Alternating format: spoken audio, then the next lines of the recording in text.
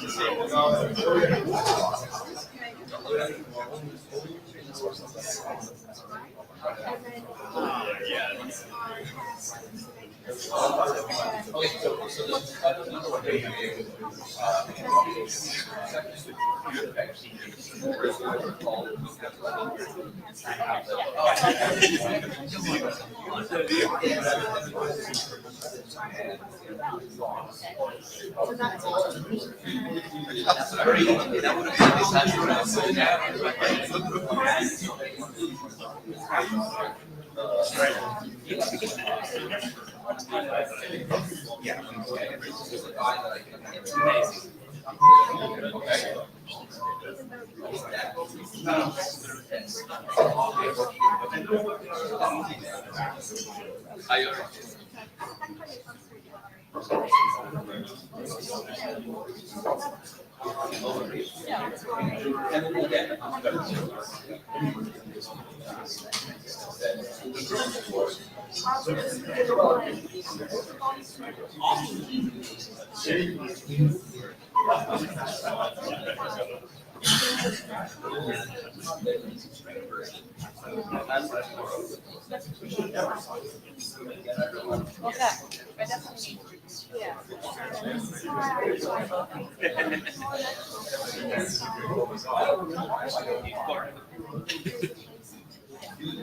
send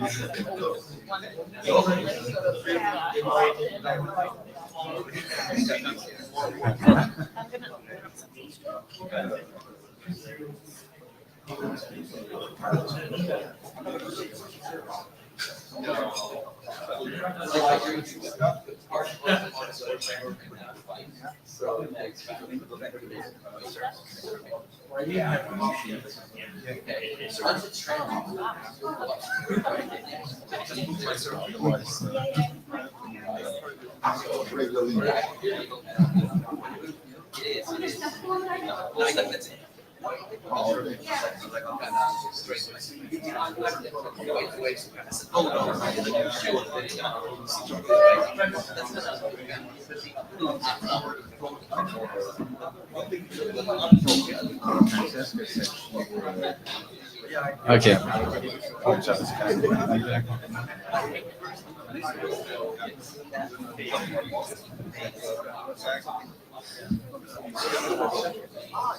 Any volunteers for the notes, the minutes?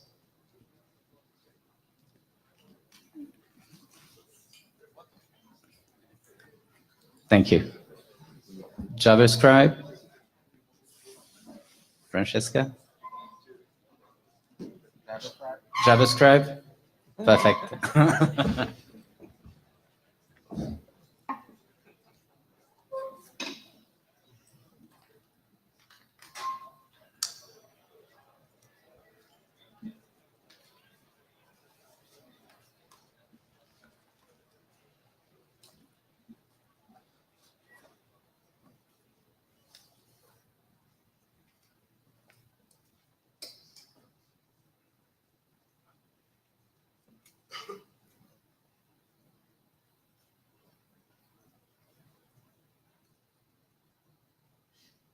Shall we start? Sure.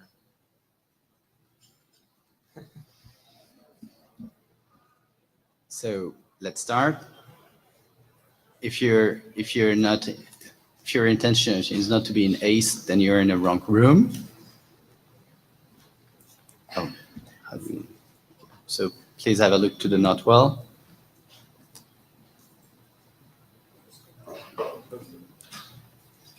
We can emphasize on the code of conduct.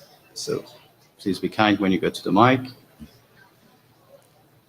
And the agenda. So do you want to say something or? So let's start with the first presentation. East. 1 second. Ludwig Seitz, minor agenda bashing NIT. I will be presenting the DTLS profile, not Göran. Okay, perfect. We'll call you Goran then. And Peter, is Peter here? Yeah, that's me.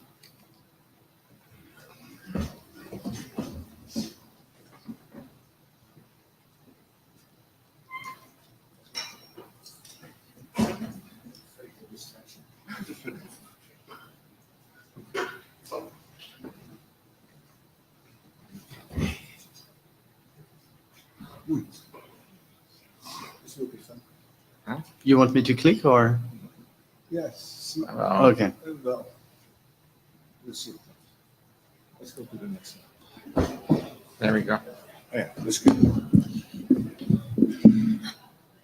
Good day, IETF Co-op S. This is a small reminder of what it is doing. It looks at EST, but instead of HTTP and TLS, it uses Co-op and DTLS for constrained devices. We have two application areas identified. One was to add to be used in the Brisky context. Another one is distribution of identities independent of Brisky. Please go on. You should be able to just click. Okay. Yeah, I'm fine Okay. doing that. So we have had a working group last call, which has ended as far as I remember. We had many thanks to Jim, Esko, Klaus, and Karsten for all their remarks. We think we have taken them all into account. We have discovery and content format negotiations. The next slide will be about that. Have been clarified and corrected. We have added another application area, which was asked by Esko because he had this fantastic parser, which was so fast. He wanted that, so that sounded correctly. We had some difficulties in interpreting correctly RFC 7250. These have been corrected as far as I know. And we have updated the example. We made a very, how you call it, not very correct assumptions about how accept was used. This has also been removed. There were some typing errors also removed, so the whole thing looks much more clear. The DTLS sections, we had 2 DTLS sections, one which explained why it was necessary and why it fitted in the context. Another DTLS section said why it was so handy for the application and what was being used by it. So we merged all that, which was nice. And in general, I think the document has become much clearer thanks to the working group last call comment. So thank you very much for all that. Any comments, please do not hesitate. So this is about multi-part payload. In the server key generation, what is returned are 2 types of media types. And thanks to the core working group understanding, we have had the multi-part content format has been defined in which it is possible to specify different content formats which are sequentially follow each other in a CBOR array. This was great until the moment we had actually the possibility to either continue to send back PKS-C7 or to send back PKIX in one of the parts. And we thought this was all very simple. We just mention it somewhere and we do the accept option. Then it was pointed out that the only thing we can accept was the content format for the 62, and that there was not much negotiation going on here. So that was a pain in the neck. But after several discussions on the mailing list, thank you all very much for the helpful remarks. So we finally decided to have an additional pass, one which is called SKJ, which returns the PKS7 and the PKCS8, and the other one which returns the PKC8 and the PKIX. We have had no contraindications about this solution. So if anyone thinks it should not be done, this is the moment. No? Great. No, so this slide is valid. We think we are done. So we still need to have to define the TPD 287, but once this goes into the whole continuation, I think this will be automatic. Right. So from the chair's perspective, right now, I'm trying to verify that we have actually addressed all the working group last calls. And as soon as I have done that, then I will push the publish button. It's my pleasure.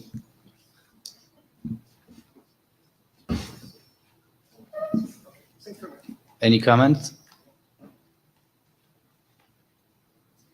No, it's a bullshit. No compliments? Okay, thanks. Cheers.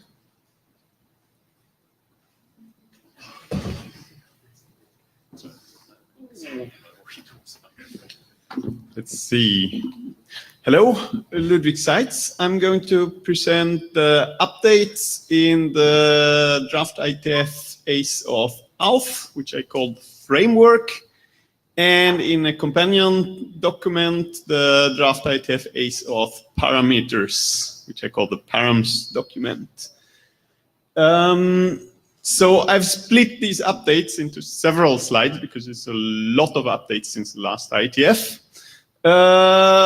We saw version 16 at the last IETF, and we added a lot of things already version 16 to 17. So it was pointed out to us that we were saying the RS receiving an access token needs to verify it, but we didn't say what verifying meant. So I added a section that explains what steps the resource server needs to go through to verify a token. We got a comment that we were creating a very dangerous endpoint here of info and that we're not giving any guidance on how to protect that against attacks. So now there's a section that is saying that you shouldn't permit any actions on the children resources of auth.info. You should only allow posts on that resource, and you should implement some rate limitation to prevent attackers from like cramming in random invalid requests to that and overload the resource server. We had a mechanism of token expiration based on sequence numbers, and as in our discussion, it turns out that it's very likely that every device will have at least a real-time clock chip. We removed that because it was designed for devices that don't have any clock, and the discussions indicate that this is unrealistic.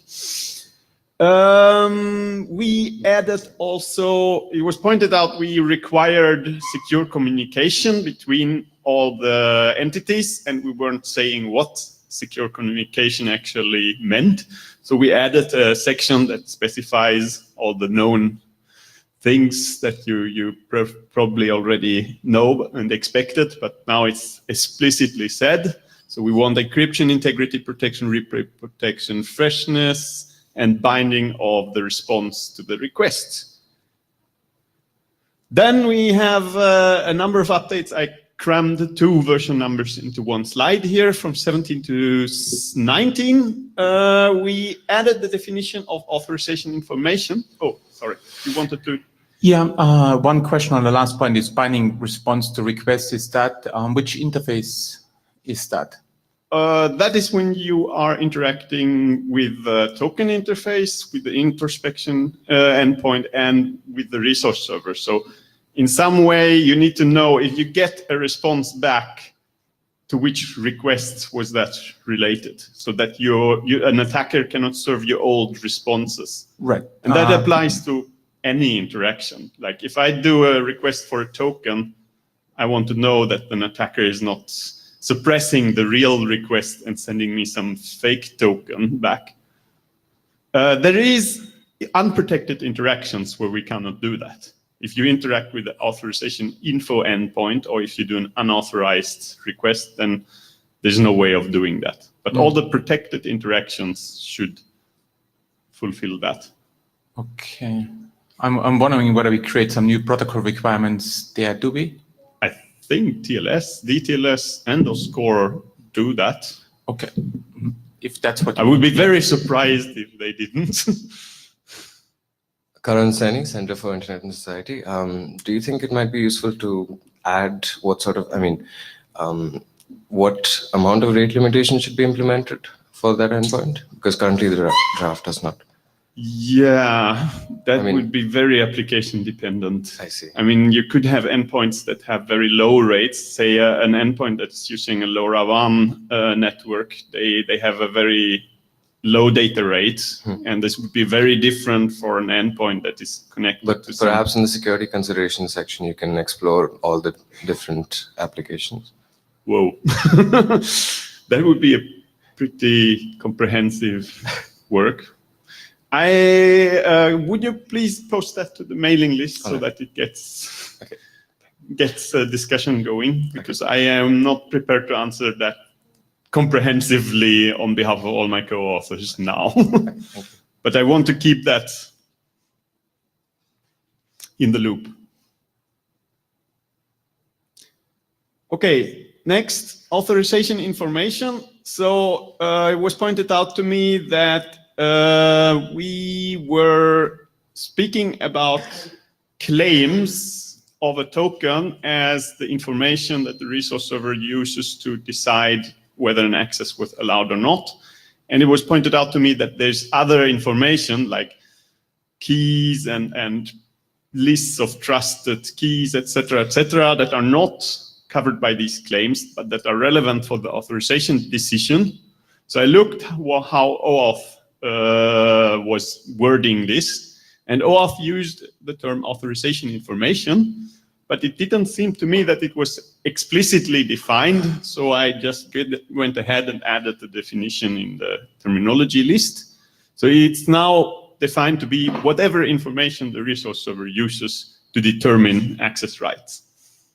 And sadly, it's very easily confused with the term access information, which is the additional information the authorization server returns to the client in addition to the token. So all the things that the client needs to know, like the proof of possession key, the profile, the token type, etc.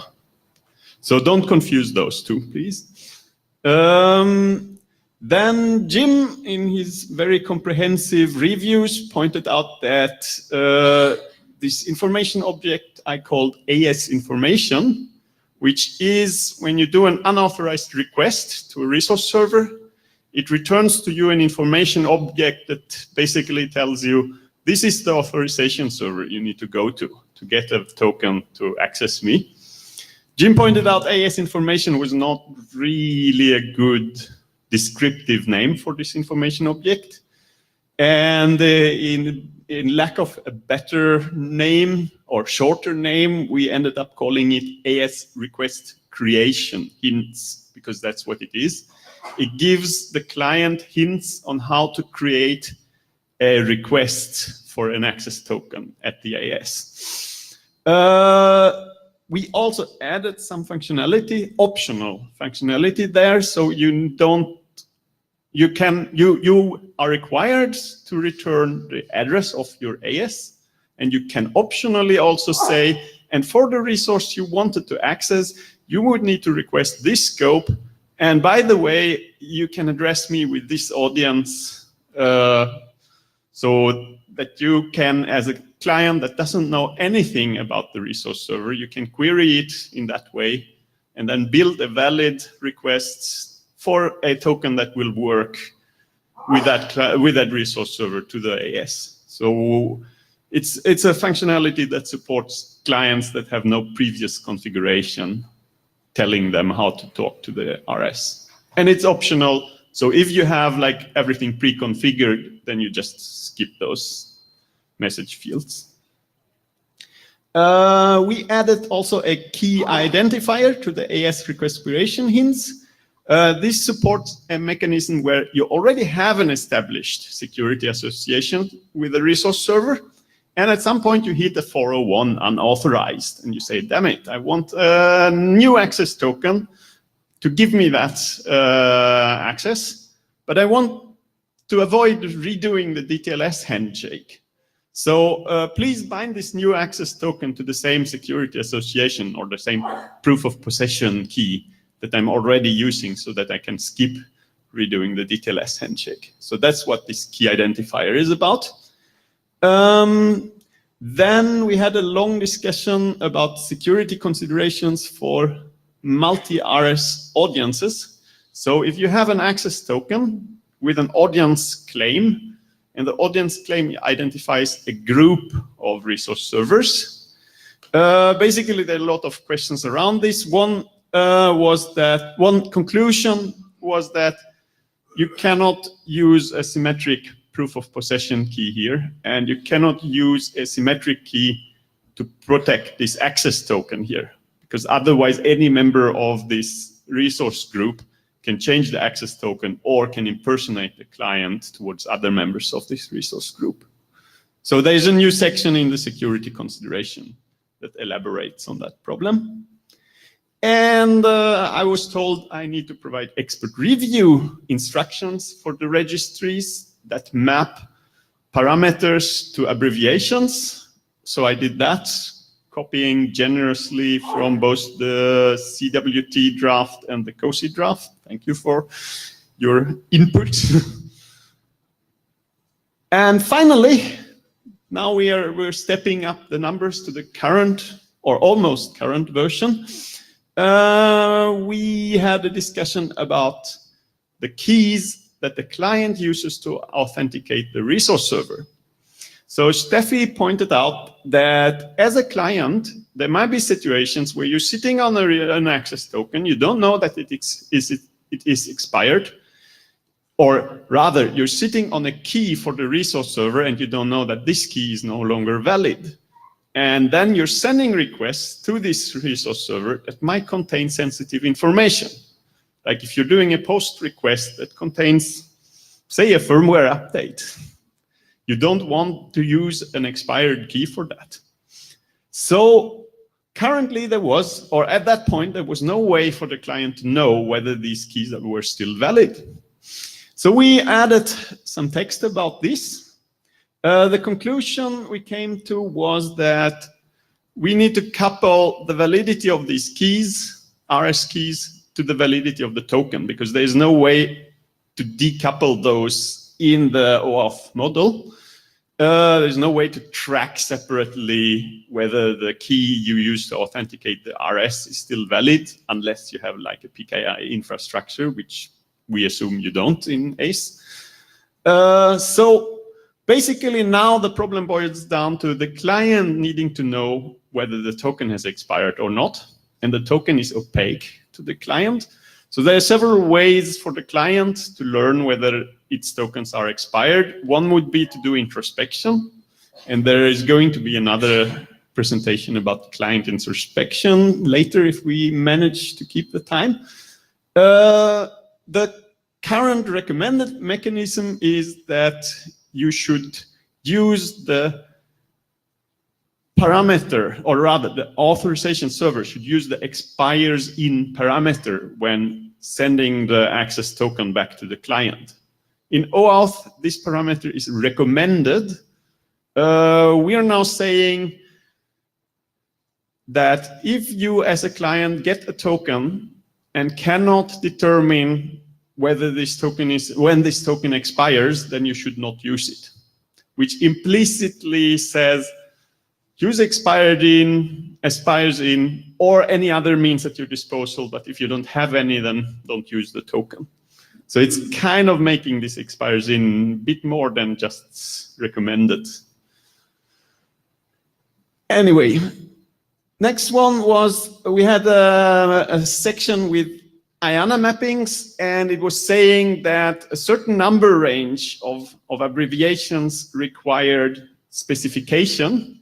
Jim pointed out to me that this would be very, very ridiculous specifications. You would have a specification that says the OpenID claim assertion has the abbreviation 47, full stop, end of spec. And that sounded really not like a good use of specifications. So we changed the mapping sections, only those, to only use expert review for the shorter number ranges and private use for the very large number ranges, so that you don't have to write a whole specification just to register an abbreviation. And finally, error responses. So we had a number of required error responses when the RS was receiving and processing a token, and there were errors in that process. So we were saying you should respond with 401, 403, etc. Olaf pointed out to me that if you use the mechanism in the DTLS profile, where you're sending the token in the DTLS handshake, you don't have the ability to return these error responses, these RESTful error responses. You can raise some DTLS errors, but they don't map to the RESTful errors. So now it is optional for the RS to give an error response, which is probably in general a good idea, because there are situations where you don't want to tell a potential attacker what was wrong with his request. So you may not be able or don't want to respond with error messages, and now you're allowed to do that. So that was the changes before. Go ahead. Thanks, Ludwig. Could you go back one slide, please? Of course. Yeah, sorry. Robin Wilton. I think if I caught it right, under security consideration for multi-RS audiences, you noted that symmetric key protection didn't distinguish between different users of the key, and you said the draft was updated. Yes. What with? Sorry? Did you just update it to say symmetric keys aren't appropriate in this case, or did you? Yeah, should not, I think was the term, or must not. I'm not 100% sure what I did there. I think must not. Okay. For multi-RS. It's in the security considerations. I can look it up. Thanks. Okay, so these were the changes up until Jim pressed the publication required button, because at that point we thought we had addressed all the comments. Sadly, a few days after Jim pushed the button, we got another comment that turned out to be a review, actually. So, I got the order of my slides wrong. I was going to talk about the params first and then about that. So let's do the params first. Params was a document we split out of the framework. And the idea here was that we're using this document to define things that OAuth is working on in parallel, and that at some later point in time, they might want to supersede, like invalidate. And to avoid them to have to invalidate the whole ACE framework, we split it out into separate drafts. So if at some point they make something that breaks or changes this, they can just update this one and obsolete it without obsoleting the framework. So this just contains the whole confirmation parameters. Hannes?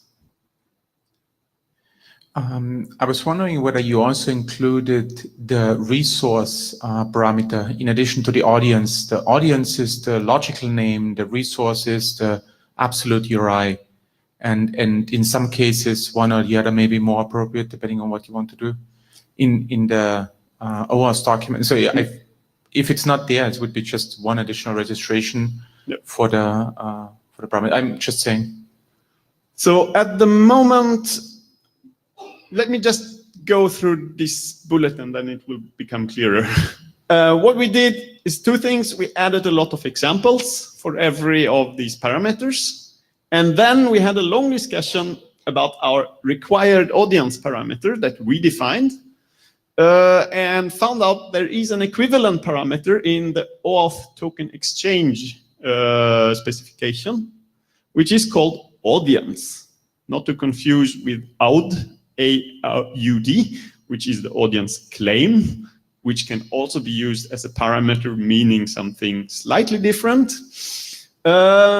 So since this and this had exactly the same semantics, we struck that out of the params document. It's removed. And instead, we defined a mapping to audience in the framework. We haven't defined a mapping for resource, which now strikes me as a bit odd. We could actually do that without any issues. It's just like specify a number, abbreviation number for the parameter and say, use it like it's defined in the resource indicators draft. So this is what we did on that. And then Jim pushed the publication required button, and then I got a comment that was actually pointing out some problems, not big problems, but unclear parts. So we will have to do some changes.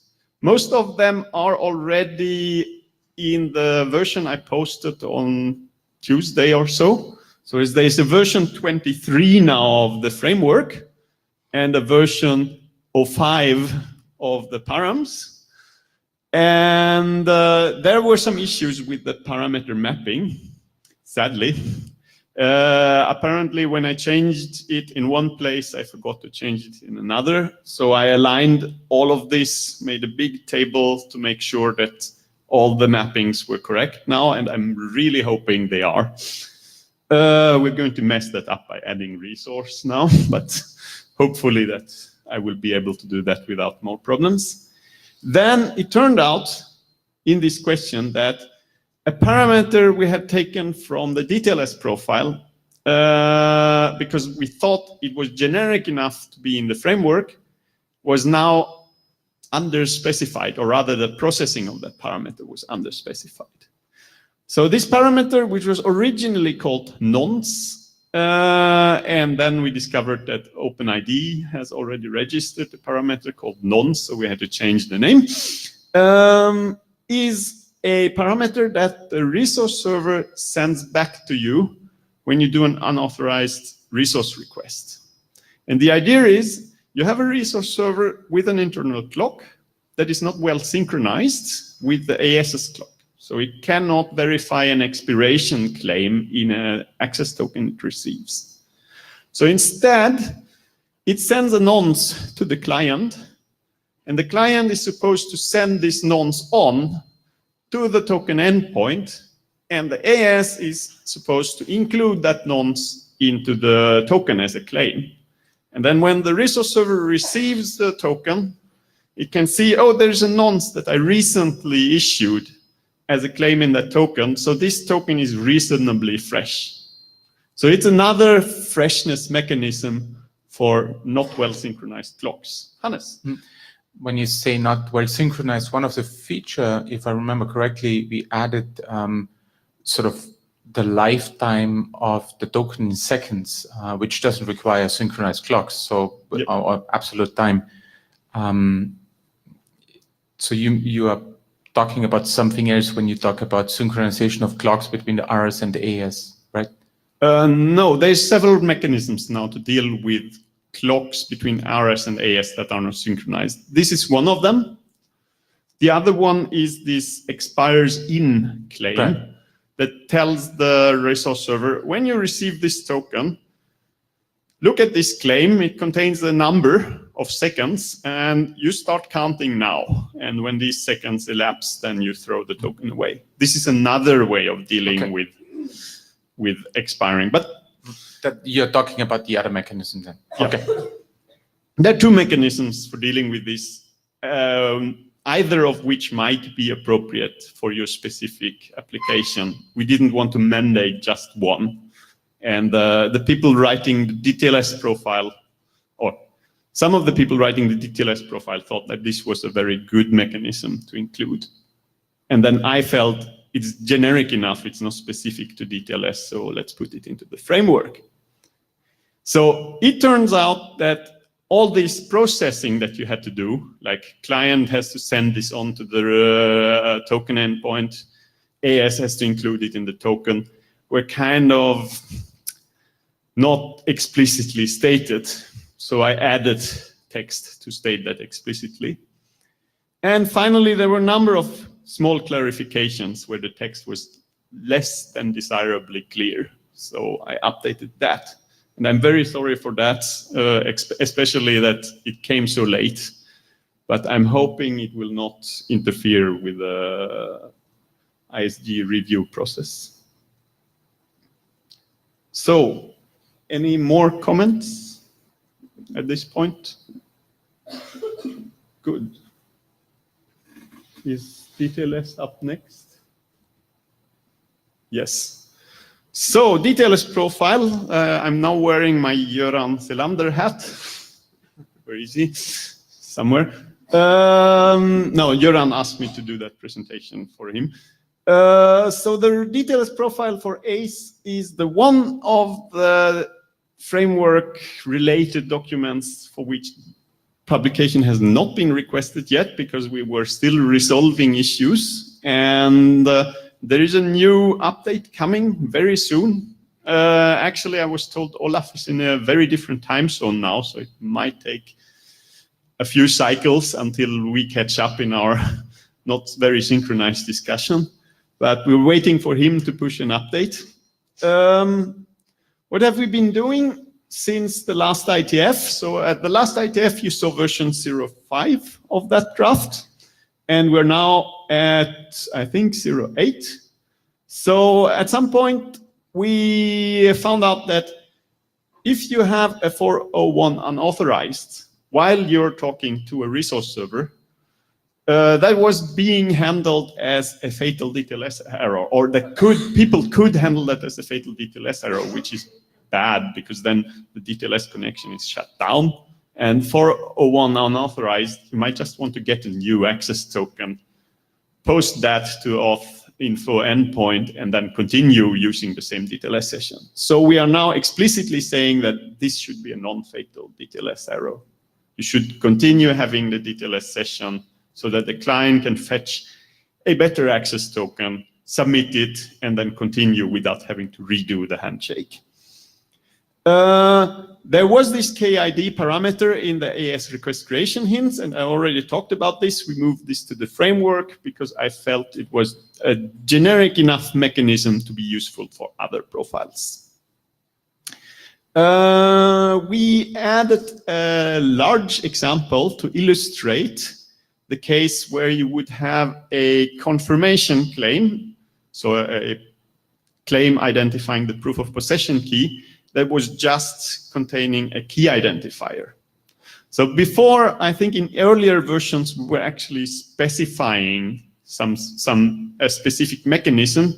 Turns out, just giving an example of how you could do this and then saying how you actually do it is down to the application, because application handle resolving key identifiers to actual keys in many different ways would be a much better solution. So now there is a big example that shows how you could do it if you use the key identifier to derive the proof of possession key on the resource server side. But it's no longer a normative text saying this is how you do it. Then, speaking of normative, there were a few sections where we were using non-normative language, and I felt this is actually normative. Like, you must authenticate the client, you must verify the signature, etc. That felt extremely normative to me. So we adjusted that. And we compared to the OSCO profile, and the OSCO profile had a lot of very nice examples for every protocol step, and we didn't. So we felt we didn't want to be worse than the OSCO profile and added examples for each step. And finally, there is a section now, a specific section, which was hidden somewhere in the text before, about how you securely communicate with the AS. So if you're the client and you communicate via the token endpoint, or if you're the resource server and communicate via the introspection endpoint, this section tells you that you can use DTLS for this and you use it in this and that way. So that was the updates. We think as soon as we get around to posting the update that we are ready. Does anyone disagree? So you mentioned version 23, but it's actually 24. 24, oh, good grief. So I don't know if the update has already been pushed. Yeah, that is for the framework. But we are waiting for version 09 in the DTLS profile. Is it? Are we at 07? Damn it. I shouldn't do these slides when I'm tired and get the numbers all wrong. This is also the reason why all the mappings took so many cycles to complete. Sorry, Göran Selander, just one clarification on the versions here. So we're waiting for version 8. Okay. 7 is published, and the version 8 contains the last changes mentioned here about adding the section about secure communication, and there are some editorials about the figures as well. If you want a preview, it is on the ACE GitHub already, or rather a version of it is on the GitHub already. Okay, so just to clarify, we're waiting for a new version for each of the drafts. Version 08 for that one. Okay. The framework and the params document are where we want them to be. Okay. Okay, no more questions? Who's next?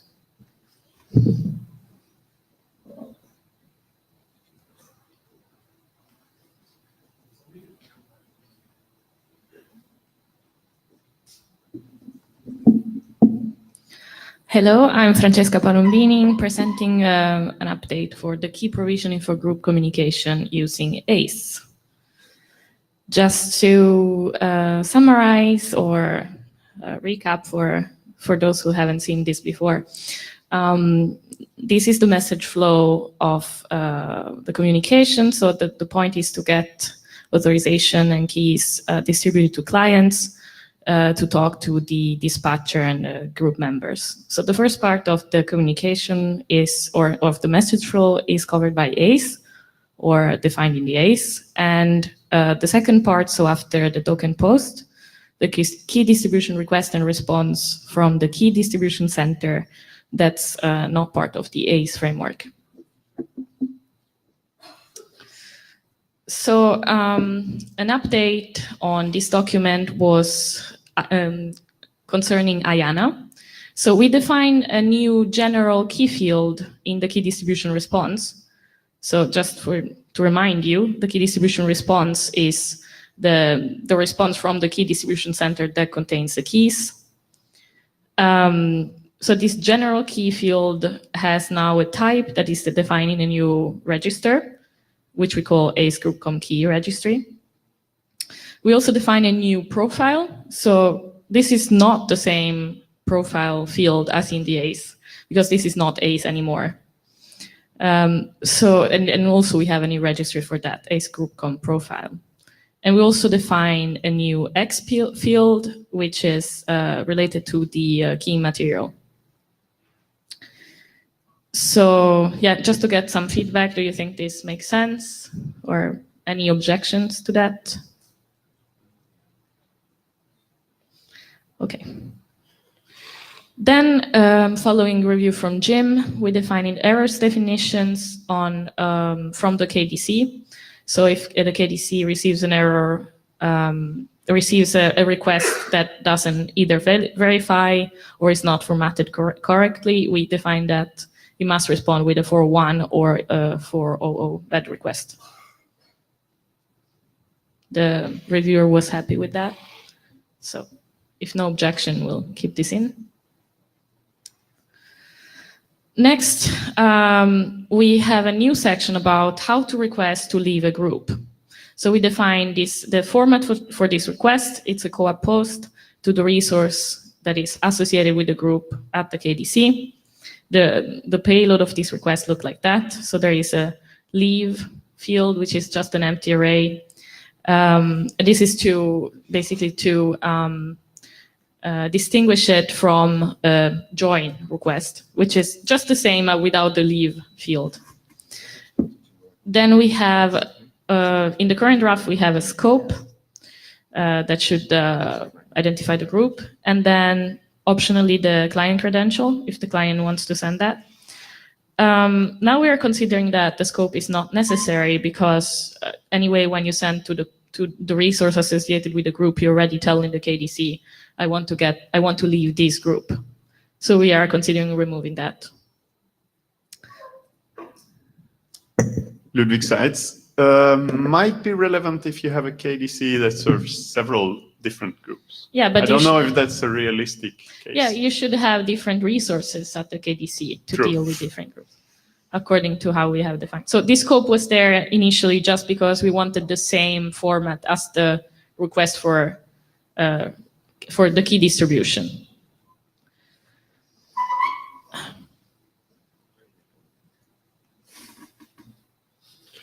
Carsten Moorman, I have a question showing my complete ignorance. Leave in single quotes means you want to have a byte string? I think. Let's take this offline. Yeah. Yeah, okay.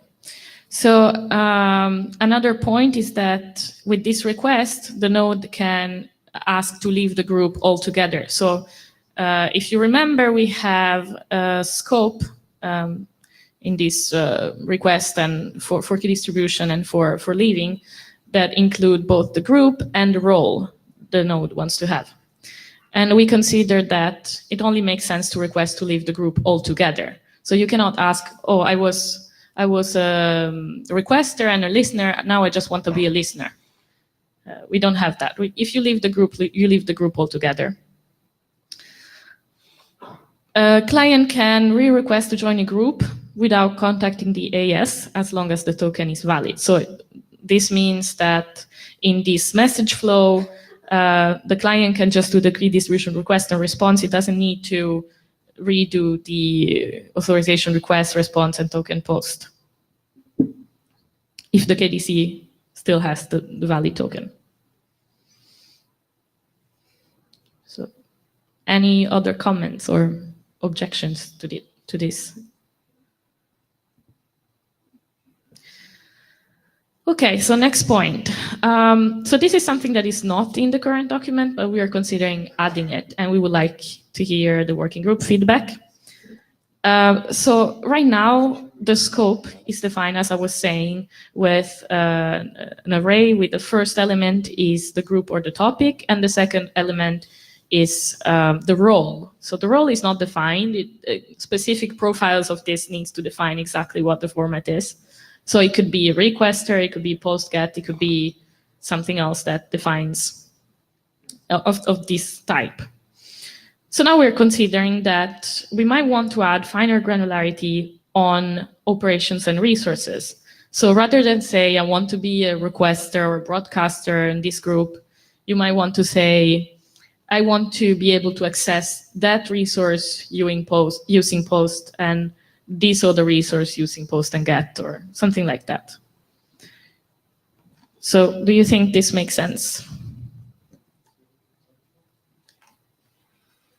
Yes, it makes, Peter van der Stok, it makes sense to me, but I would associate all this granularity with something which is handled by the authorization server and not by a simple request. Yes, this would be a change in the whole message flow, so that wherever the scope appears, it will be like that. Ludwig Seitz. I like fine granular access control. Just a quick suggestion, if you actually implement a way of expressing that, have a look at Carsten's AIF draft. I don't know where that's hanging around. Is that? It's expired. It's expired, sadly. What is the draft? Ask him. AIF, okay. I'll mail it. Okay, thank you.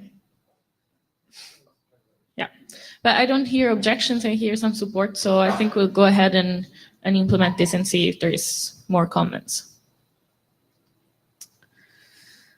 Finally, we had a request from Jim to add some text about the key redistribution initiated by the KDC.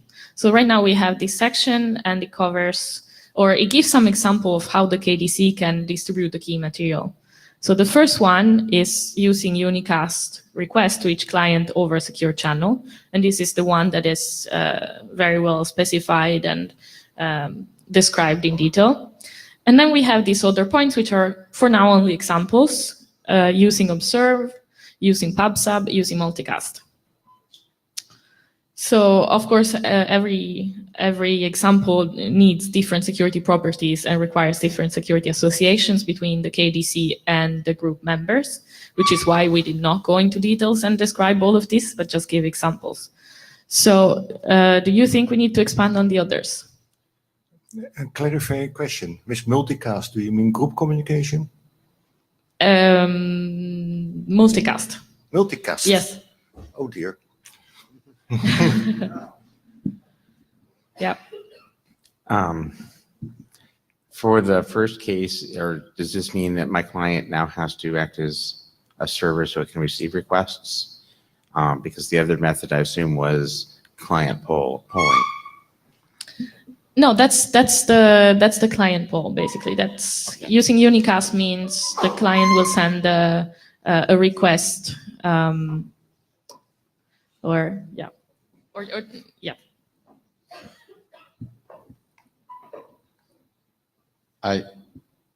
I would be happy to see the multicast being addressed, but I'm not sure it's gonna help. Yeah. I mean, clarifying the position at least. Yes. Yeah. Maybe you can take a look at the section and say exactly like how much more details do we need to go into, because that could become huge. That's probably it's better to say we don't deal it because of this. That's what we do right now. We say we did. You could do it in these other ways, but you need to be careful because you need different security associations and yeah. But I think a next draft could be about. To see.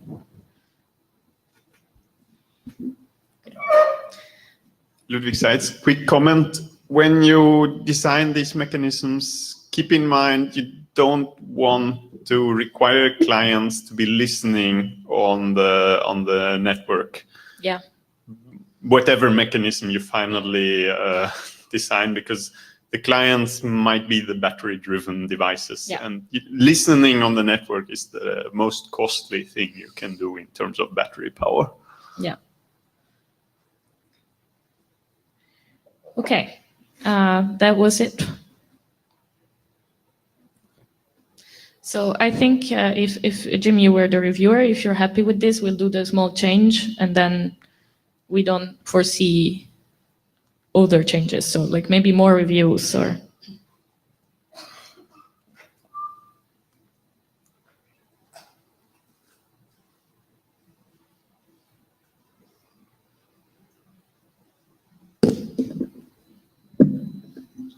Hello everyone, Marco Tiloca, RISE. This is an update on another document following ACE-KGroup.com as a specific instance of it for joining OSCORE groups using ACE.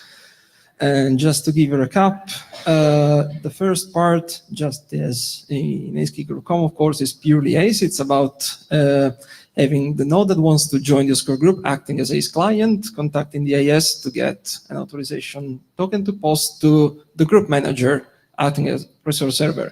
And if this goes fine, the non-ACE part starts where the client asks the group manager to actually join the group through a join request and gets in the join response the material to actually derive the group OSCORE security context, and then can continue with communication with the group members. What is out of scope of this document is reusing possibly the very same AES or another one to get access tokens to access resources of the group members, or to even actually communicate with those group members. That's just about the group OSCORE document in core. This document was adopted end of last year, and there was a resubmission of version 0 of just the latest version we had as individual submission. So this update is about the work in these latest months, plus pending updates that we had end of last year already. But today I'll focus mostly on two big updates only, out of which, of course, really the IANA registrations followed, and hopefully ask for some feedback from you. The first big update is about restructuring the way the join response message is shaped compared to the previous non-adopted version. So it's still a CBER map.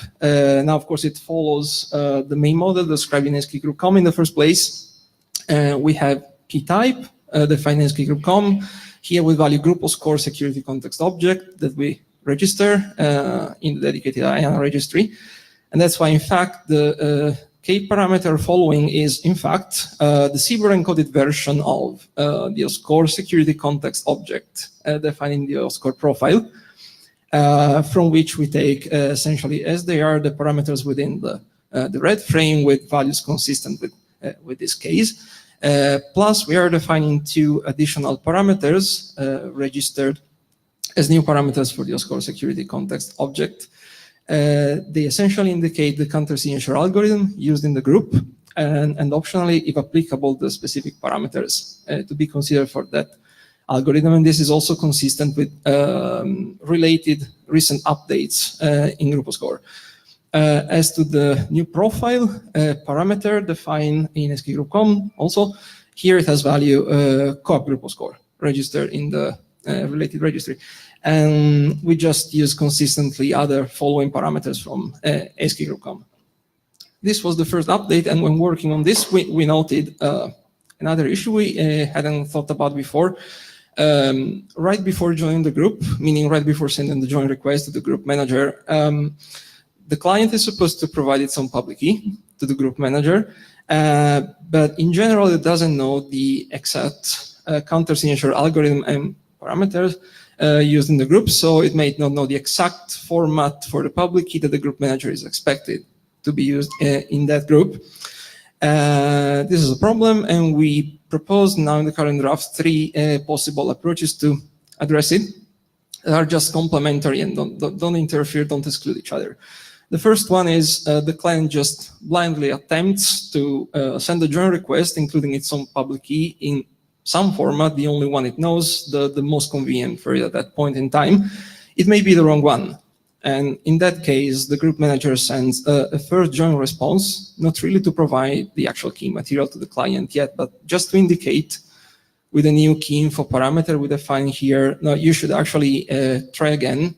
This time, please include your public key according to a format that makes sense for the counter-signature algorithm, parameters we use in the group. And so right after that, the client has to try again, sending a new join request, this time including the public key according to that format. So it's a blind attempt. The second approach instead is about coming to an agreement already during the token post request and response that happens right before issuing the join request. So the client, in case of doubt, of course, can explicitly ask the resource server for an indication of the counter-signature algorithm to be used. This time including the client itself, key info parameter, side by side with the access token. And in this case, the key info parameter, well, we chose it to be just a CBOR simple value, just to be highlighted as a flag, essentially. The group manager must reply in case that flag is raised, essentially, or may reply anyway, just to be sure to indicate the right thing, and reusing, again, the same key info parameter, indicating the algorithm and possibly parameters. So now the client knows what to do and goes for a first join request already, including the public key in the correct format. Please go ahead, Ludwig. Ludwig Seitz, comment on approach 2. You are now modifying the format in which ACE expects you to post tokens to the authorization endpoint, authorization info endpoint. Because right now in the framework, the expectation is you get like the raw binary data of the token, not in any wrapper. And now since you're adding a parameter to that, you're changing that to be like a map or an array or map probably if you're using parameters. Isn't this done also in the OSCORE profile? Yeah, Ludwig, you haven't implemented the OSCORE profile yet, have you? Okay. So we thought about this also because, yeah, we had a precedent to exploit that we could reuse conveniently. Okay, a third possible approach is just that, well, the client learned the right expected format of the public key to be used in that group in advance somehow when discovering the OSCORE group, for instance, using an approach we are proposing for that in the core working group. Implementation-wise, I'm working on implementing this draft in Californium building on Ludwig's implementation of ACE. I worked especially on that branch, but during the week we actually merged it into the master branch. So if you made the pull, you find everything I've done so far, and the purely ACE segment is done, actually. I still have work in progress on the join response, essentially to actually populate the OSCORE security context object with the right values. That shouldn't take too long to do. So I plan to continue on this, of course. So to summarize, it's mostly document-wise about the two big updates on the new structure of the join response, aligned with the one in keygroup.com, just specialized as to values and exact content. And three possible approaches, complementary and orthogonal with each other, about having the client and the group manager agreeing on the public key format expected in the OSCORE group so that the client can provide it correctly upon joining. So we would mostly need, I would say, feedback on these 2 points, mostly, and of course, on the document as a whole. That was it. So in the hackathon, we did some interop testing on getting the group message key format running, which is a core document, and we got most of the way there. The intention is to basically start testing these last 2 documents at the hackathon in Montreal. So if people have implementations or want to look at implementations to bring along, please do. Thank you indeed. And which are the implementation we could interrupt in Montreal? for Grupo Score, just to mention, I can think of 3 for sure, hopefully more. For this one, it's only me right now, as far as I know. I hope for 2 at least. 3. Okay, good. Thank you very much.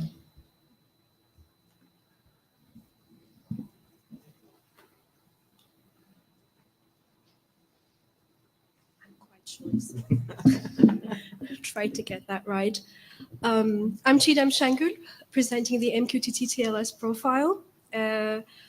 First, I want to give you a bit of a motivation why we submitted this profile. MQTT is an OASIS standard. However, while it makes security recommendations, it leaves the authorization solution to the responsibility of the implementation. And when we were searching with my colleague Anthony for authorization solutions for MQTT, we basically ended up in blog posts. So when we submitted the first draft describing MQTT, TLS, and how it works with ACE, we also approached one of the main authors that work on authorization solutions, OAuth2 style authorization solutions for MQTT, and who used to participate in OASIS MQTT Technical Committee to review and be a co-author on the draft, and that's Paul Fremantle. Just a quick overview of what MQTT is. It's an OASIS standard. It is a publish-subscribe protocol, and it has a centralized broker that manages message exchange from publishers to subscribers. It runs over TCP, and the MQTT specification strongly recommends the use of TLS for transport layer security. The clients can both be publishers and subscribers, but for the clarity of the draft, we describe these roles separately. The MQTT broker, we treated it as a resource server in the ACE framework, and the topics to which the publishers and subscribers publish and subscribe to are treated as resources. There are a few sample messages here that is in the scope of the draft. Of course, not every message of MQTT is in the scope of the ACE framework. The first thing that a publisher and subscriber client needs to do is to connect to the broker. After a connection is established, the publish and subscribe messages can be sent. The ping requests are also can be important. They are keep alive messages from clients to the broker. The topic subscriptions can be quite sophisticated, including topic filters with wildcards. This is important for ACE, especially this means that a single topic subscription may cover multiple resources. So for token validation, it's going to be important.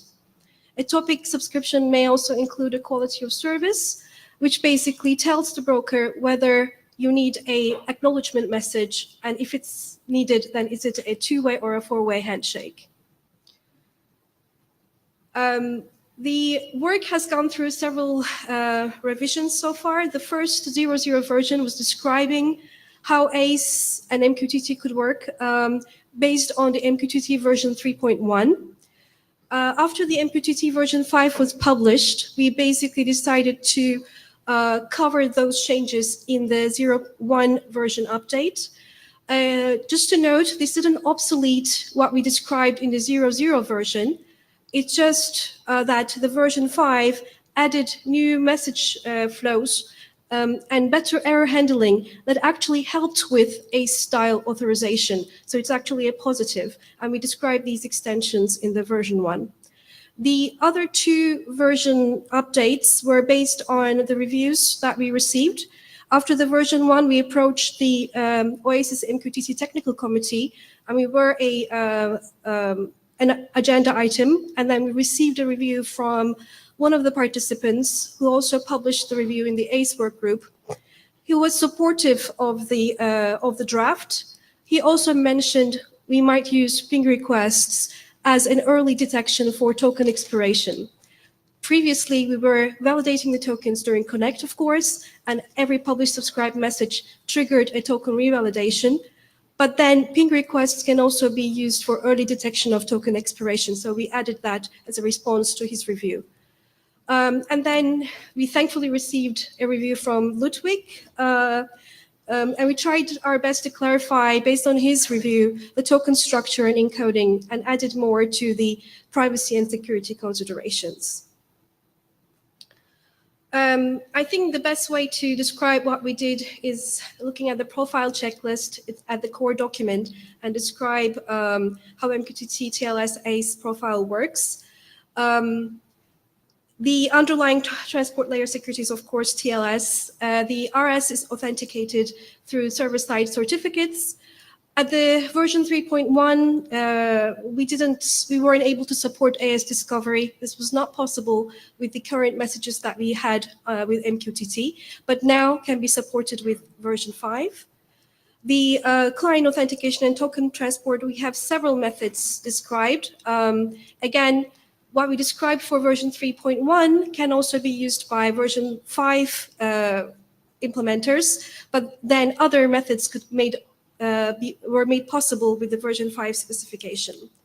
For token introspection and token request, we assumed those endpoints could be HTTPS, but there's nothing stopping them being COAP or MQTT endpoints. Actually, again, with MQTT version 5, request response style message flows are supported better, so this can be better implemented natively using MQTT. Oldset info interface, we worked to support it and described a way to do it in the appendix. But again, with the new MQTT version 5, this can be done better. We considered it as optional, depending on how is token passed from the clients to the broker. For that, we didn't want to be too prescriptive, so we discussed several different alternatives in the draft. If the token is passed after the TLS session is set up between the client and the broker, it can be passed in the connect message. And there are several ways of doing that, which I describe in the next slide. Of course, we can also support other descriptions like RPK or PSK modes, which may require an offset info endpoint, which we describe again in Appendix B, how it can be supported as an unauthorized topic, which is publish only to the broker. A way to pass the token, it's inside the connect message. The version 3.1, we basically did what a lot of practical implementations in the wild, there's no consistency in the implementations do, overloading username and password, basically. We decided to put username as token, and then the password could have the proof of possession data to do the validation of the keys for proof of possession.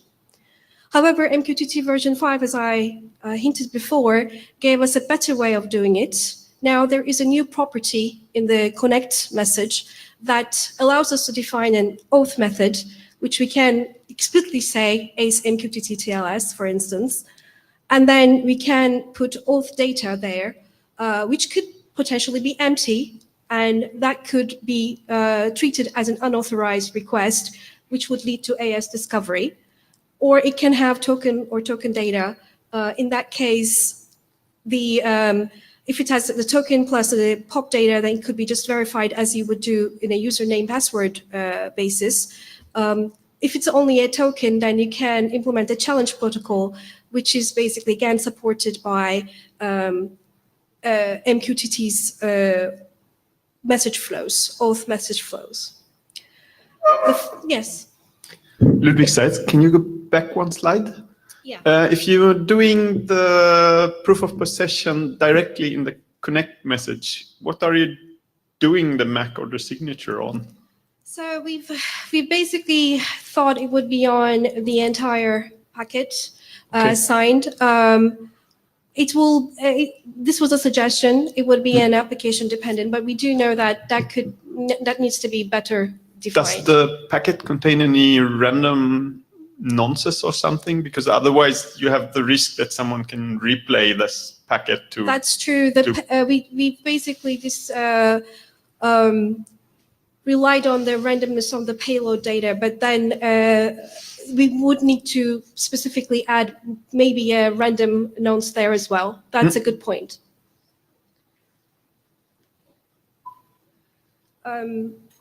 The final thing I want to talk about is the error handling. Again, in MQTT version 3.1, when a token expired, we had to be really brutal. We just had to disconnect the client under the MQTT layer.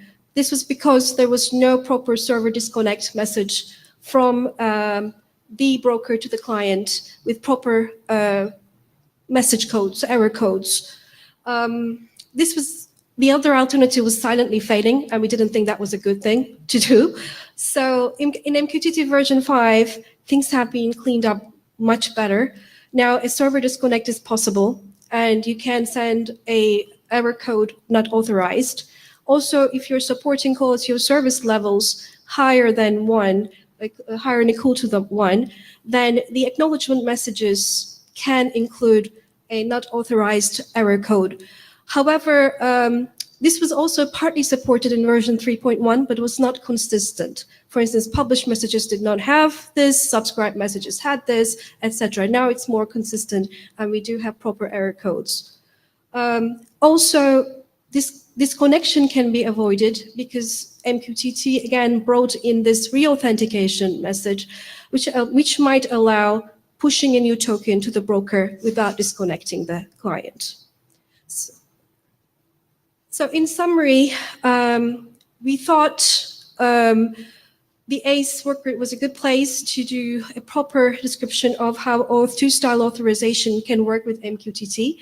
The work at the moment covers both drafts. This was a response to what we expected to happen. We expected that the current implementations of MQTT would support both versions, which is the case. We also see with the current version 5 a more natural way of supporting MQTT ACE-style authorizations in MQTT. Compared to other pub/sub submissions to the group, we do trust the broker, and a single AS at the moment controls the permissions to publish subscribe messages. The broker is a trusted party. It ends the TLS connections. However, if we were to do some more payload protection or create a confidential group of publishers or subscribers, I think there would be synergies with the GroupCom draft. That's all I wanted to say about the MQTT TLS profile. My question to the work group, is this a work that you would be interested to accept officially as a work group item? Okay, go ahead. Comment and my personal opinion on that question. Comment, I've been seeing a lot of IoT deployments using MQTT. So I think in the IoT space, this is definitely a very relevant protocol. And personally, I very much support this because I think if we don't have a solution for MQTT, ACE is much less relevant in practice. And I don't want that. This is Dave Robbins speaking for BACnet, Building Automation Protocol. Yes, we definitely support this. We just, on Wednesday, we refactored our BACnet Secure Connect to make it much easier to have an adapter for MQTT as opposed to our own hubs. So either hub or broker, same thing. So the protocol works on either one. We then discussed what do we do about authorization. That's next. Right now, it's mutual TLS. You know, our own hubs, it's mutual TLS. You're either one of the group or you're not. That's it. You publish and you publish, subscribe, anything. There's no fine grained. You're either in or you're out. But we know that we want to go beyond that. Excellent. And so when we go to MQTT, then we'll be right here in this draft saying, how do we go beyond just you're part of the family and how do we do fine grained? So that's great to hear. I support it entirely. That is honest. Although unpopular, MQTT is an important protocol, and we're also planning to add it to as a transport to lightweight M2M in the next version of the protocol. So I definitely support this work. Thank you. Hello, Peter van Stok. I'm not here to say that the MQTT is very important. It's everywhere used, so I don't need to. But the second bullet, support draft IETF ACE key GroupCom, I think that's very important so that there's homogeneity. Yeah. Okay. I think that's also what we want to do. There's definitely a synergy there. So I see kind of support for the draft. I guess you're looking for adoption. Yes. Is there anyone against? So I think we're going to take that to the list very soon. And please, those that went to the mics, support the draft so that we can, I mean, the working group adoption is only 2 weeks. Thank you very much.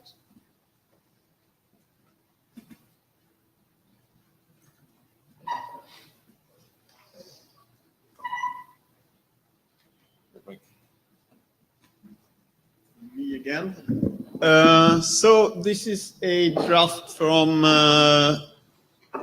the people at CMU who have worked with ACE, especially with the interops of ACE. And they have been studying a specific use case, which they wanted to present in this draft. Clients in disadvantaged networks. So what are disadvantaged networks? Actually, it's like constrained networks, but worse. So they are like frequently disconnected, connectivity is intermittent, which is basically the same, and they are very limited. And the practical uses they're looking at, and you have a high risk of sabotage, impersonation of different entities, and device capture. And the scenarios they're looking at is like ad hoc networks for first responders, for law enforcement, and for the military. So 2 of the things they have been considering in the light of these specific extra constraint requirements is that the AS might want to revoke tokens for known compromised resource servers, and the clients want to check that their tokens are still valid before they interact with resource servers. So that reflects a bit the discussion we had on validity of the resource server authentication keys for the framework. Only here it's worse because you expect your resource servers to be captured or impersonated. So they were looking at different ways of helping the client to not use tokens that belong to a compromised RS. One way, the usual way you would like spontaneously solve this is to give the tokens a very short lifetime. And then if you know that there's a compromised RS, you just stop issuing new tokens for it. Problems with that is that you're going to be creating a lot of tokens and wasting the very limited and intermittent bandwidth that you have.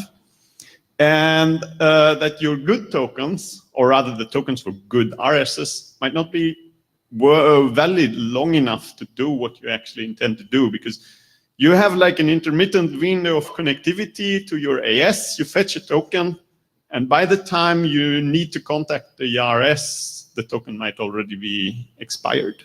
So it's a bit tricky to handle the lifetime because you have conflicting requirements. So they looked at another alternative, which be to revoke the tokens at the AS and then have the client do introspection in these intermittent connectivity windows. So a bit of background. We talked to OAuth people about clients doing introspection, and the message we got is it is not specifically forbidden, but not specifically encouraged.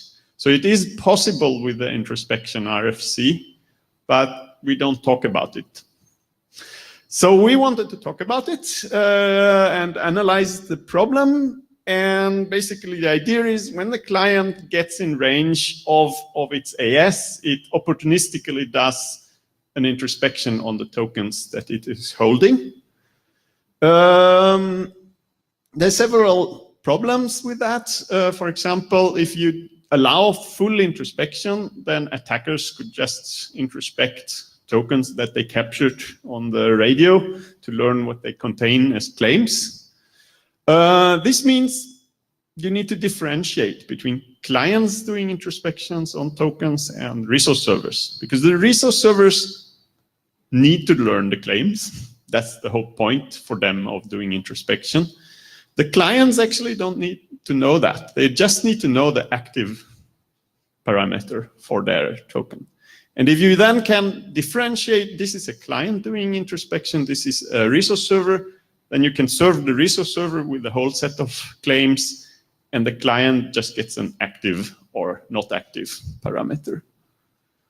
The other problem is if you're using CWTs or GWTs that are encrypted, which you typically would want to do in such an environment, because you need a self-contained token and you need a token that an attacker cannot see the content of, then the AS needs to decrypt the token when he gets an introspection request on that token. So usually the way you can do that if it's a resource server is you know which is the resource server, so you know you can like map that token. But if it's a client, typically the AS would not know what kind of token is this? How can I see which token this is? And decrypt it to find out how it matches to the tokens I issued. So you need to find the key that the AS originally used to encrypt this token. And this just requires us to include a key identifier in the cozy wrapper of the token so that the AS can easily decrypt the token, find out, oh, this is the token I'm being asked to introspect. I mean, you could iterate through all the tokens that the AS has issued and just search until you find the one that matches. But we were expecting that this might be a lot of tokens, and you'd rather not want to do this, especially if the cost is only adding a key identifier in the header of the token. So this is the problems they have looked at. There are more problems with this specific environment. And the questions the authors would like me to ask you is, would there be interest in the working group to explore these specific problems or these problems specific to this type of scenarios in this working group?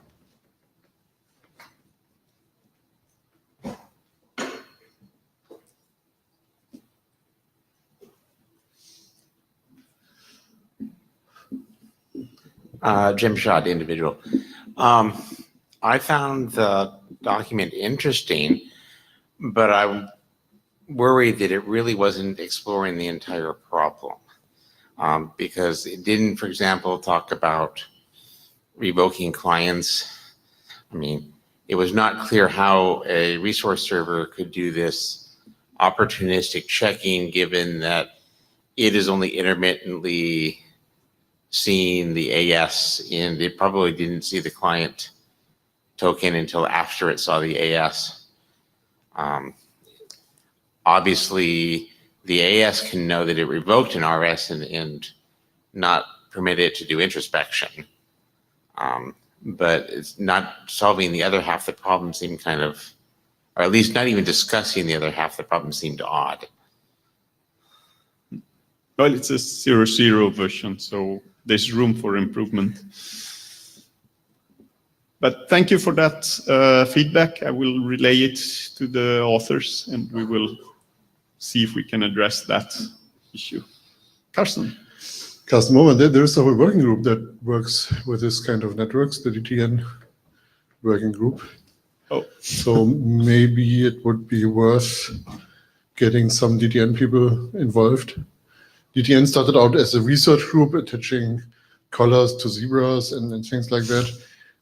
So they know about network problems. I can imagine that they would be interested in getting bits and pieces that they can use for authorization in these networks. Good. Any more comments? So my feeling is that the document is not yet for call for adoption, but the topic is of interest, so the discussion should move on. That's my understanding. Yes, I'll relay that to my co-authors. Thank you.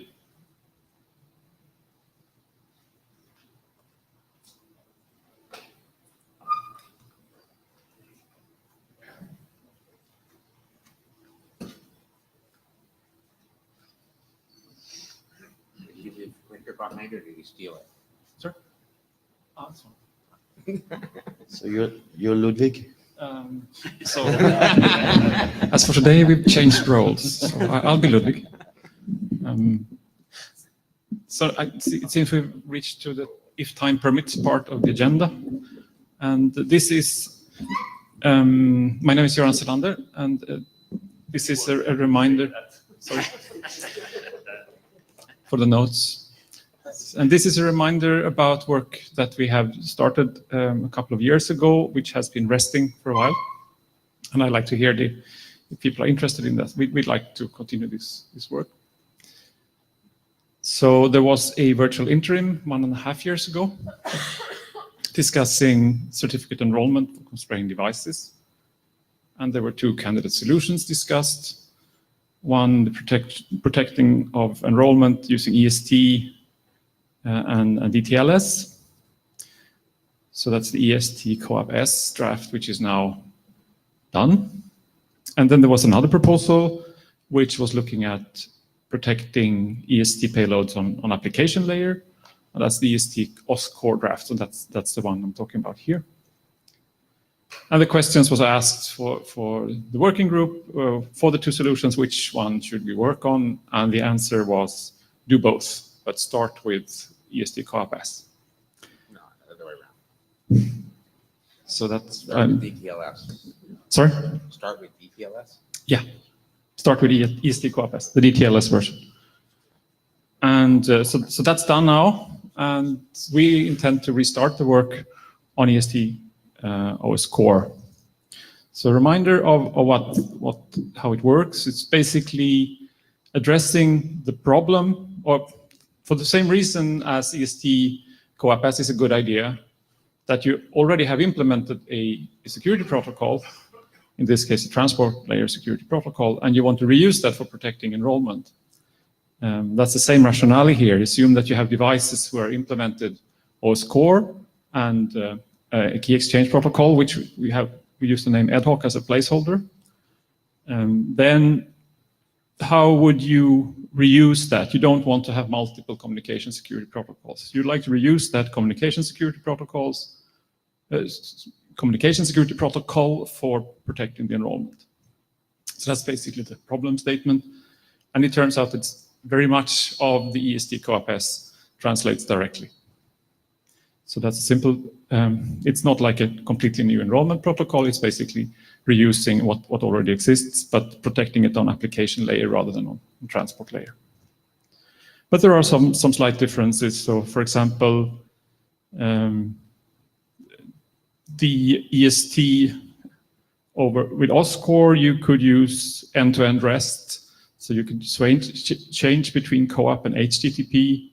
So a client could start with CoAP and the enrollment request could pass an CoAP to HTTP proxy and end up in a registration authority, and you can have end-to-end security. And it works over UDP or over DTLS or TLS or other transports. But there are minor differences. But basically, we would like to have an enrollment protocol for these devices which only implement OS-core. And the next steps, well, is to flesh out these details. Now, EST CoAP-S has developed a lot and matured, so we'd like to take over those details. That's one first next step. In comment on this? Yes, Peter van der Stok, one of the EST CoAP-S authors. Yeah, I agree that now having worked with OS-core, there is not too much work to transport one to the other. So agreed. You will need ad hoc or something similar to get the whole thing working. Yeah, I also agree about that. I don't, well, from my experience with my background, I don't see this being used for a general distribution of certificates over the network, but I can very well see the use in the Brisky environment, where at this moment we have problems with specifying proxies, which should be very careful not to look at the DTLS contents, etc. Okay. Thanks.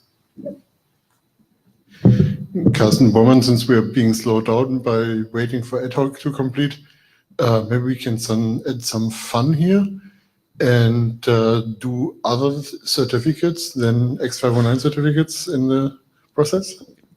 So this is completely independent on what kind of certificate you use. Well, no. When you look at SCOAP-S, they have defined names to get things in certain formats. So that, I mean, it's not like the protocol changes, but there are some details that actually cater with the fact that we have different formats for different things. So maybe it's just worth looking at this. Different format for the different things, or different format? So I think what Carsten is saying is that this doesn't necessarily have to be X509 certificates. Okay. And that's somehow what is assumed in the ESD Co-op-S setting. Okay. So that's, yes, we need to look at ad hoc also. It could actually make sense without ad hoc here in a setting where you do implement multiple communication security protocols. But the default setting would be that you have a key exchange protocol in place. And that would be ad hoc, or what it will be called now when we hopefully get this new working group running. And I already have one other suggestion here from Carsten. Is there any other suggestion you'd like to add to this work? No? Okay. Any other comments? Thank you.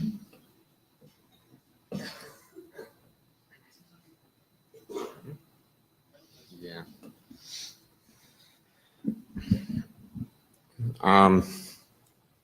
I wasn't paying attention and forgot that I actually had a couple extra slides here. So the big one is ad hoc has been in this group, presented here several times, and it went through a SEC dispatch process.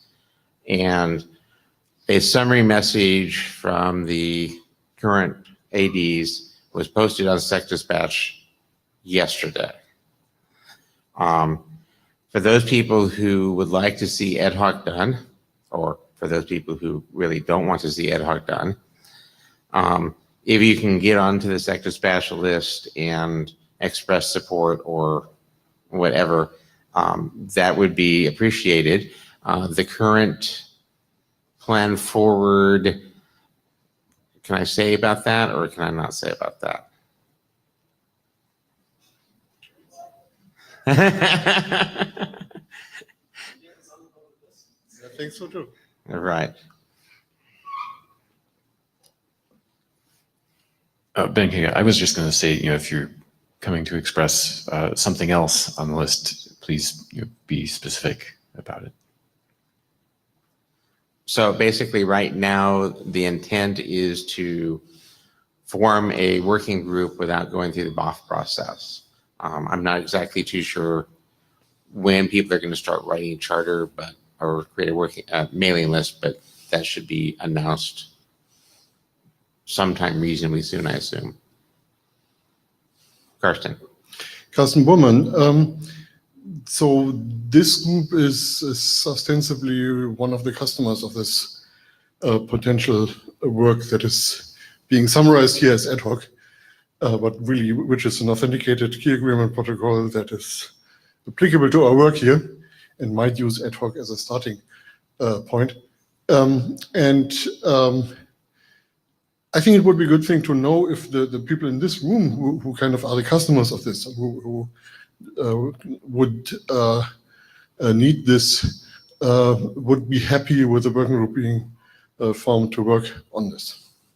I asked the same question in the core working group, and we had in-room consensus that this was a good thing to do. So I just would like to hear from a slightly different constituency whether that's also the case. So I would ask the chairs to maybe consider asking that question, because I won't ask this question.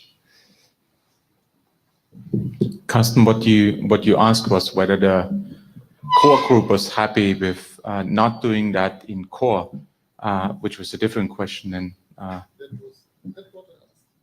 I heard that question. and I'm fine with not doing that in core. But talking about more substantive, when we had the presentation, the virtual intro meeting, the conference call, there were requirements being presented, and I tried to sort of in a follow-up mailing list discussion get a better sense of what the size requirements were. And I got good feedback on 6-dish, but I didn't hear any other things on some of the other radio technologies in terms of MTU size. So I think that would be useful together. And also there was the question about the power consumption model that was presented for the MBIOD, and it seemed to refer to, it wasn't clear whether that was a simulation, it wasn't clear where the data came from. So that's also someone at the conference call, I forgot the name, said that they would provide, which they then never did. Since I don't know the name of the person, someone from Ericsson, maybe they can post that to the list, provide some additional feedback so that others can actually verify the results.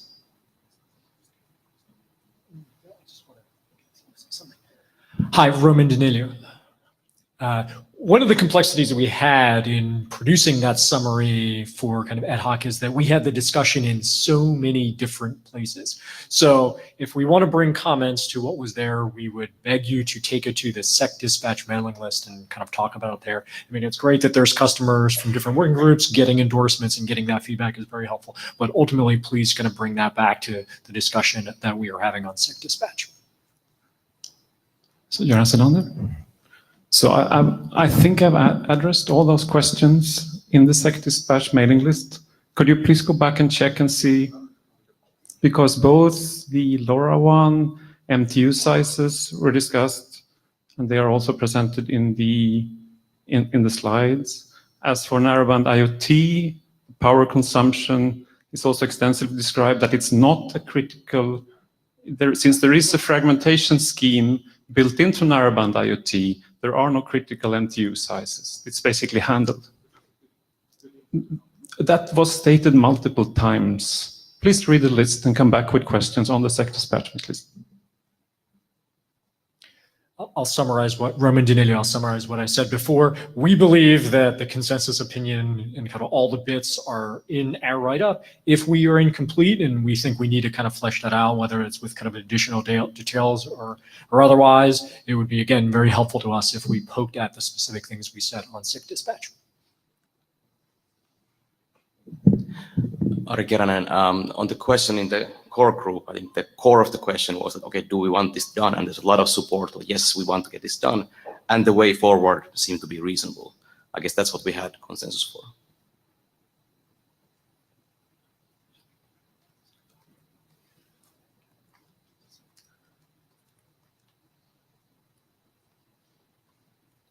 And procedure question, might it be possible that during the discussion of ad hoc in its special working group, some of the results may go back here to this working group and we could look at the documents and comment on them? Yeah, that would definitely, yeah, we can definitely advertise it onto additional lists. Okay.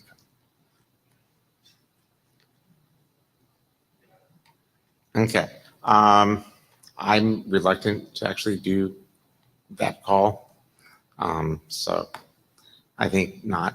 The one other thing that I wanted to bring to people's attention, Hannes wrote a draft for using CWTs as the certificate in TLS. And I actually implemented it over the hackathon. It seems to me that it may be something that this group wants to explore deeper at some point, because it provides an analogous behavior to the PSK where you can send the token as the identifier. So you can just send the token as the certificate directly without having to post it to the authorization point. Okay, is there anyone else who wants to bring up any business? Could you mention the interim, Francesca? The core and CBOR working groups have been holding alternating weekly interim meetings. The intention is for us to get together and set up a schedule, hopefully to go at least through Singapore. And one of the things that we are looking at doing with that is to offering occasionally some of those slots to other working groups so that we have a fairly predictable time that a lot of people can get onto it. So we will be sending out a doodle poll, and we will be including this mailing list on that doodle poll, and we would like you to give us feedback so we can help in terms of deciding a consistent time that we can get the most people and the right set of people. If we do have an ACE interim, it will not necessarily be at that time, but it will be one of the options. Okay, go find your airplanes. Which also means that some progress has to be made between the interim meetings.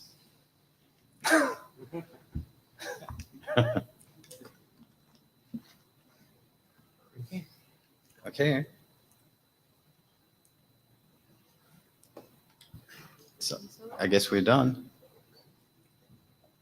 Thank you, and see you all in the next interim meeting.